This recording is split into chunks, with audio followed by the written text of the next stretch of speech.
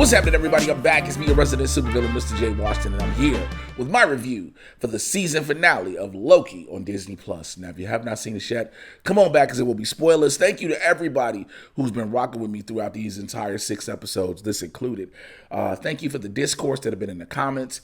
Y'all have kept it fun. Y'all have kept it unique. Please excuse me, my sinuses and allergies are acting up a bit, so they're draining, and so I'm trying to, fight through it. Flushing them out and whatnot. This show has been a ride. People have been theorizing from beginning to end. And even with theorizing, I've said this since WandaVision, the show has to play out the way the showrunners wanted to play out. It's not the way we wanted to play out as the fans. Some of us who are fans of just the shows and movies. Some of us who are fans of the comics. This is not our property to get upset if it doesn't play out the way we want it to play out. This is the showrunners who have been appointed by the president of Marvel Studios for them to plan the show out the way they want it to go. You know what I'm saying? And so let's just get into it. One of the things that stuck out the gate instantly is the opening Marvel Studios crawl. And what you hear is a bunch of voices from all of the Avengers and members of the MCU, excuse me, throughout the MCU timeline. And you hear, you're like, we're dealing with time, so all of this. But then as it starts, you see us traveling through time, and you hear the voices of Neil Armstrong, Greta Thunberg, Nelson Mandela, Maya Angelou, to name a few. And it's like, Maya Angelou is officially MCU canon. Phenomenally. Yes, that is she. All right. Y'all see what I did there. But we see Sylvie and Loki get to the castle, the house, whatever you want to call it, that we saw at the end of the previous episode. And I'm like, okay, is this Chronopolis? Again, I theorized just like previous episode, just like many other did. Okay, we realize we're in the quantum realm. That's the theory. If it didn't plan out, whatever. They go inside, and who are they greeted by? Miss Minutes. And she tells them, welcome to the Citadel at the end of time. And that they're there for He Who Remains. Now, He Who Remains has been a character. He's the final director of the TVA at the Citadel at the end of time, which is the last reality of the multiverse. So, He Who Remains is an actual Marvel Comics character. So when you hear He Who Remains, you're like, okay, this is gonna be weird. This isn't what I thought it was gonna be. This isn't Kang. I thought it was gonna be Kang at the end, because a lot of people say, when you talk about time travel, you're talking about Kang the Conqueror, because that's if you know the Marvel Comics lore, he's all about messing with time and things like that. But you hear He Who Remains, so you're like, that's not Kang, but okay. And then Miss Minutes tells Loki, He Who Remains can help him do everything he's wanted to do. He can help him defeat the Avengers, defeat Thanos, get the Infinity Gauntlet. And we see He Who Remains, who comes through the door. And who else is it but Jonathan Majors, who is set to play Kang the Conqueror. And you're like, what the fuck? We got Kang already. Now, this is where it gets you me, because he starts telling his story. He offers them coffee, everything. Before we get to his story, we go to Fremont, Ohio, 2018. B-15 goes there, and she's being chased by some Minutemen. Now, she goes, and you see she's in the office of what looks like she's in a school, in a high school, and she goes in the office of a principal's office. The principal is Rebecca Torminette. And then, when the Minutemen is about to, prune her, she like, yo, chill. Out comes Judge Renslayer. But it's not Judge Renslayer. It's Rebecca Torminette. Then, because the Minuteman was like, Judge Renslayer? She was like, no. B-15's like, no, we got a lot to talk about. Again, here's where a lot of this connects again. So, Ravonna Renslayer turns into Terminatrix. She becomes Terminatrix in the comics. She is also connected to Kang, as far as her and Kang have a loving relationship, where Kang at one point spared her father's life to marry her. And Kang was smitten with her. Like, she first she didn't want to be with him. Like, he was a commoner in a sense. Now, throughout time, Kang is always, this has been his love. So I don't know if we're going to get the love of Kang and Ravonna, unlike we didn't get the love of Death and Thanos. Because remember, Thanos only wanted to kill half the universe in the comics to court Death. And courting Death, Death was a person. But then Death friend-zoned this nigga and went to Deadpool. And very, very, So, just so you know, yes, we have the Judge Renslayer version, who's the variant of Rebecca Tournament, who becomes Terminatrix. But it gets, again, it can play so many ways. One of the things you do see throughout this episode is that the multiverse is created. It is officially created. And you find out how. So he tells you, so he who has a name says, he's been dubbed many names over many years. A ruler, a conqueror. Said he's from the 31st century. He weaponized the life, learned how to control time, and he helped stop the multiversal war. In the process, there were various versions of him who were fighting. Now, if you pay attention to the little versions they show, one has the helmet on.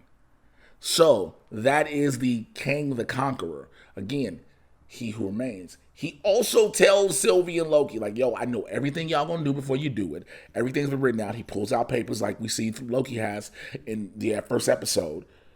He's telling them, yo, you cannot kill me, because if you kill me, something worse comes along. Again, we don't have Kang the Conqueror yet. So I want to make sure that's reminded. People got to remember that we do not have Kang the Conqueror yet, okay? He also, he's telling about the end, the end of everything, knowing everything that goes on, and Sylvie and Loki, and he tells them, you can't get to the end until you've been changed by the journey. Let me say this. The MCU in these series have had a line, at least in one show, pardon me, that have been very profound and proficient. Matter of fact, in the opening crawl, you hear Vision's, what is grief if not love persevering? I forgot what the one was in Falcon and the Winter Soldier. I got to remember that.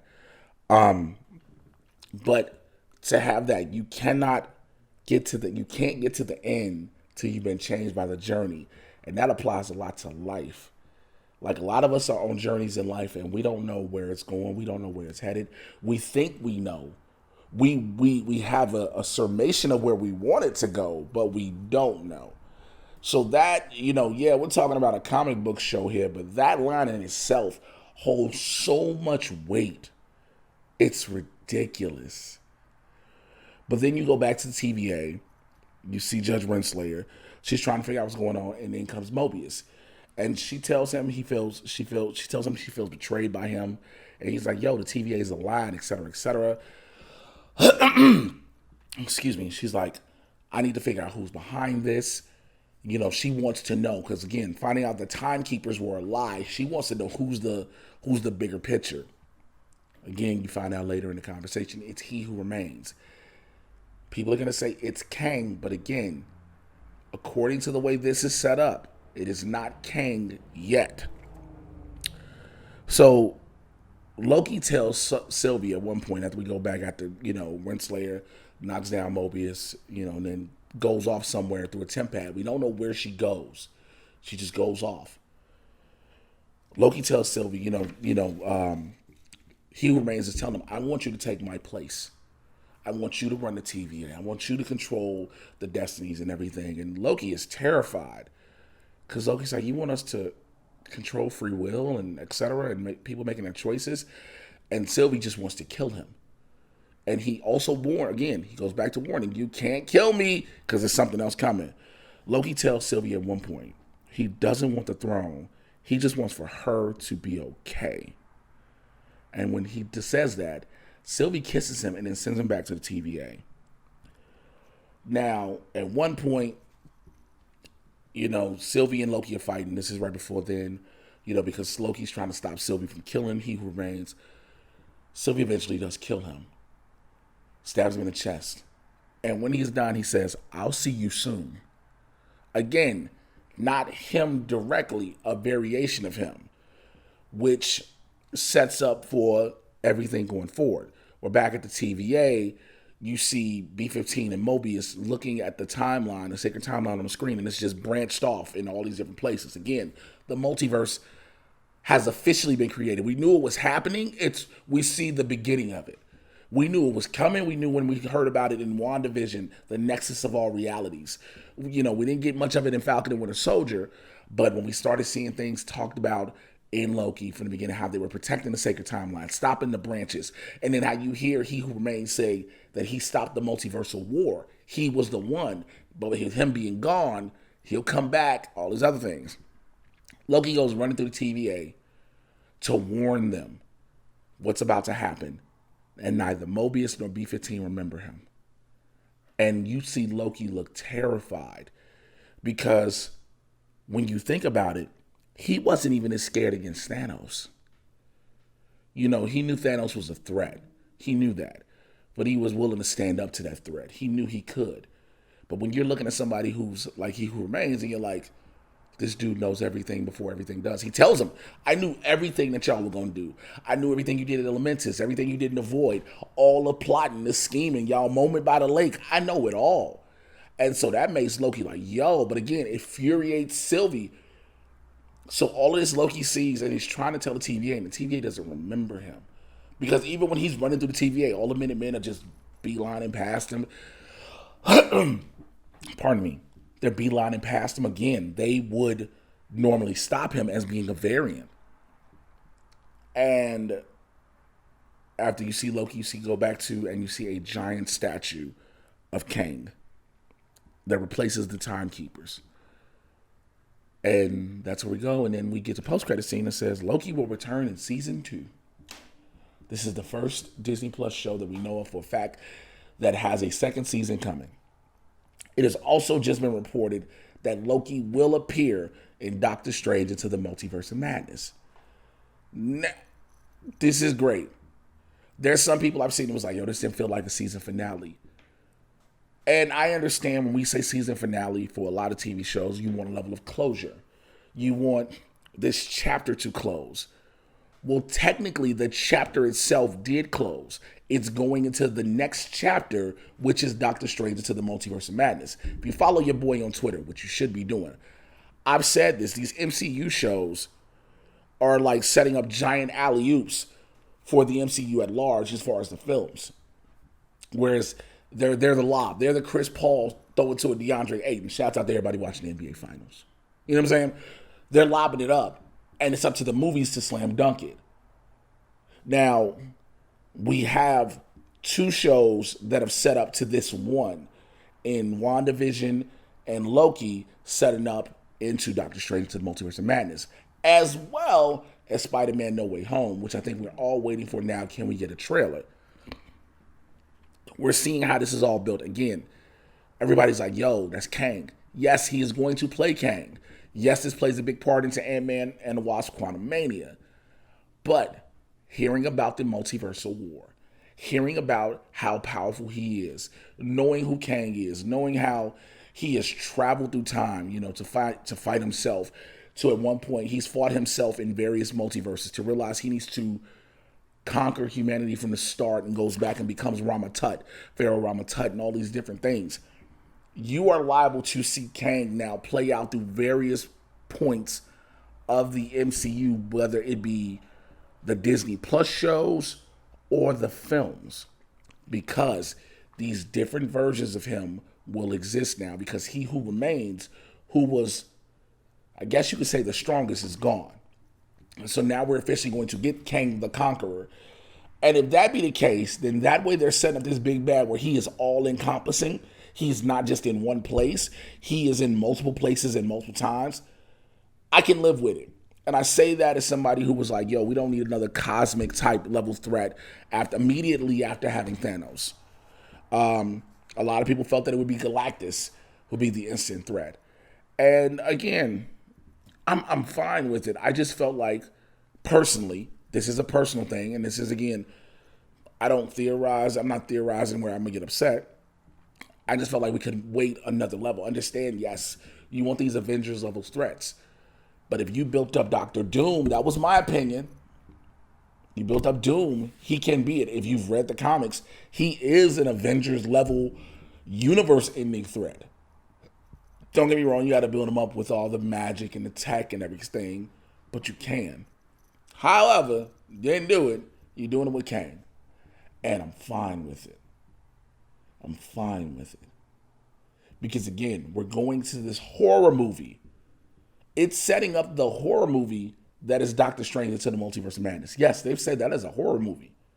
It's an MCU horror movie. Then we go Spider-Man No Way Home. And Ant-Man and Wasp Quantumania. Eventually when we start seeing Blade. All these things can happen because, again, the vampires have been introduced in that one line to let you know he's coming. You know, yes, people will always say, well, they announced that Mahershala Ali's going to be Blade, so you know he's coming and blah, blah, blah, blah. Yes, you know these things when you have the announcements. We knew Jonathan Majors was Kang. We had that announcement. It was the question of when the debut is of when you see them. You know what I'm saying? Again, to find out this is getting a second season means whatever the events of Doctor Strange are, and maybe even Spider-Man will play into the second season again. Will the TVA be a thing still? Will it be rebranded? Will it be disbanded? Whatever. But again, we gotta figure that out. Also, it's called Loki, but Sylvie is a Loki. So there's no guarantee that the second season of Loki will be starring Tom Hiddleston. There's no guarantee. I even said it in episode 4 before we found out that when you get pruned, you go to the void, as you found out in episode 5. I was like, yeah, they can kill off Loki because Sylvie is a Loki. She doesn't have the Enchantress title. The fourth phase of the MCU is playing a lot into a lot of comic lore, and it's as close as it can get without going crazy. Because again, you cannot directly translate comic book pages, the entire story, to the screens, whether it's big or small, because that story is that quick in television terms. Sometimes it doesn't play out well. Also, if you read a lot of these comics from back in the day, the dialogue is terrible. So some of the stories and the adaptations and the way they change them work. Again, will we see Kang with the Council of Kangs? You know what I'm saying? Because that's the thing. That's another thing when I say you get these different type of Kangs. There's a Council of Kangs. You see them. Will you see him and Ravonna Renslayer? Will you see that relationship play out in Doctor Strange? In Loki season, again, her relationship with Kang can play out in Loki season 2. It does not necessarily have to play out in Doctor Strange into the Multiverse of Madness. I know, as I'm saying this and I hear myself, and I know some of y'all are watching and probably like, yo, this shit is going all which kinds of ways. But that's the beautiful thing about it, because we're talking about a multiverse. All these different possibilities and things now. You know, we talked for years about the multiverse happening in the MCU because it was a thing. People brought it up because of the multiverse in DC. And like, yo, the MCU, Marvel Universe has a multiverse, and everybody knew that. And now to see it being played out and to see how it's developing and growing, it's an interesting ride. Going back to the season finale feel. Season finales close the chapter, right? Those chapters are closed. We're going to the next chapter. WandaVision's chapter was closed. Falcon and Winter Soldier's chapter was closed. Season 1 of Loki's chapter was closed. So we go forward. Again, that going forward is Doctor Strange, Spider-Man No Way Home, Loki Season 2, Ant-Man and the Wasp Quantumania. These are all chapters in the next story, which have been the same thing. So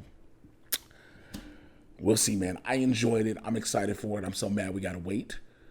I think we got to wait a year now for Doctor Strange, which sucks. Thanks, COVID, because we would have had Doctor Strange drop this month. So that would have been a thing. But anyway, I want to know what you think down below in those comments. You already know how we've been doing all 6 episodes. Keep this discourse civil. Keep it just, you know what I'm saying? Let's have a conversation. You know, if you don't, I like it when people say, I don't like this because, and you go into reasons. And then if you have, substantial reasons, that's one of those things. I went to school. I did online classes. I did University of Phoenix. I am a Phoenix. Y'all kiss my ass. And one of the things we had to have a substantial discussion. And that's what I like having in the comments, and we've been having those. So I'm rocking with those. Follow me on Twitter and Instagram at Mr. J Washington, MRJAY. You should know how to spell Washington. Check out Blurds in the Hood every Tuesday and Thursday for the next 2 weeks.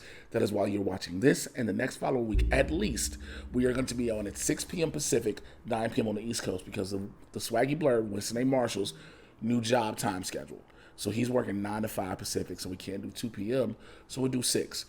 Then after that, we'll see how we adjust, if we got to stay permanently at 6 or if we go back to 2. But make sure you follow that. As far as the Mad Titan podcast goes, it has been on hiatus because I am looking for a permanent co-host. So I'm talking to all my homies, my funny friends, and seeing who want to do this on a regular because I like being able to reach out to people, but I need somebody to be there just like, yo, let's do this, boom, let's get this out the way. And then I don't have to do all the prep myself and on top of everything else because my schedule is getting busy. And it's a blessing, and I love doing Mad Titan is my baby, and I want to go back to it. So for those who have been asking, that is what's happening with that. If you are here, subscribe to your boy. I do these reviews. I do trailer reactions.